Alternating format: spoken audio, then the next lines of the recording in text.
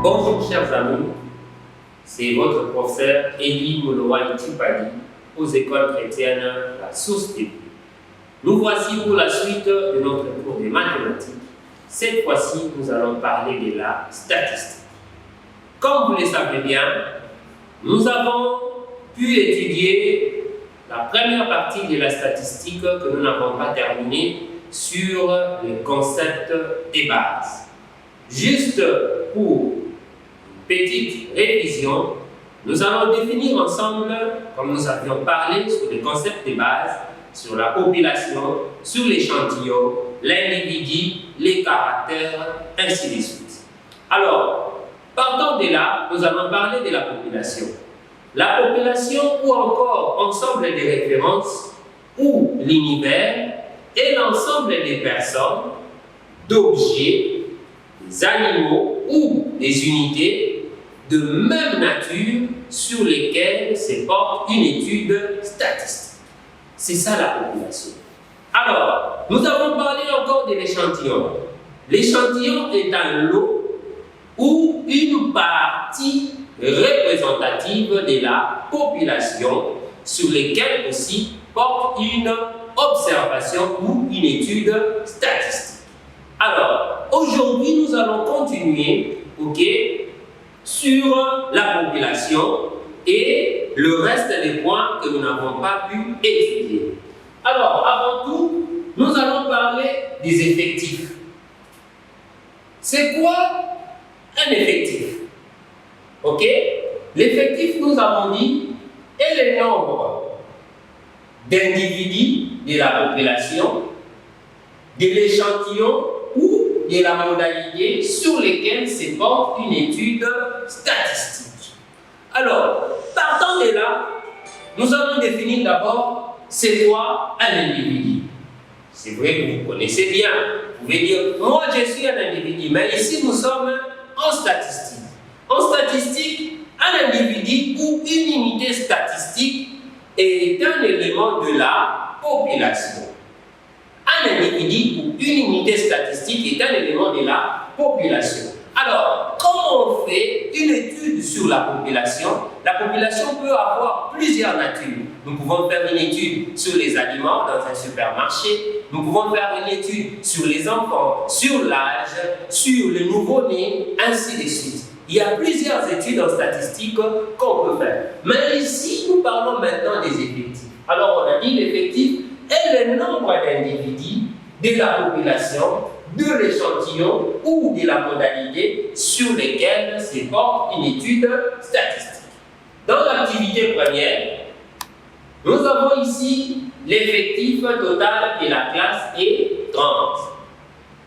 Alors, l'effectif de tous les élèves de la 7e, vous voyez, par exemple, c'est 30 élèves. C'est ça l'effectif de la classe. Alors, nous avons aussi l'effectif de la modalité. Par définition, la modalité ou les modalités sont les différentes qualités, formes ou valeurs que peut prendre un caractère. Ici, nous avons le caractère qui est 30. Alors, on a étudié avec vous. Nous avons deux types de caractères. Nous avons le caractère qui est quantitatif et le caractère qui est qualitatif. Lorsque nous avons le caractère qui est chiffré, ça veut dire que nous avons le caractère qui est comment? Il est quantitatif. Nous parlons de la quantité, le nombre, le chiffre. C'est pourquoi ici, lorsqu'on a pris l'exemple de la modalité, nous avons dit que la modalité 6 est repris 3 fois dans cette activité. Cher ami, la modalité 6 est repris 3 fois dans cette activité. Alors, nous passons au deuxième point, qui est le point 7. Nous parlons des fréquences. Alors, ici, la fréquence, c'est le rapport entre l'effectif de la modalité NI ou N et l'effectif total de l'échantillon. Nous avons l'effectif de la modalité et l'effectif total de l'échantillon. Comme je venais de vous le dire, le 30 élèves de la classe et l'échantillon sur lesquels se porte une étude statistique. Alors, dans ces 30 élèves, il y a des modalités qui sont des caractères. Ok?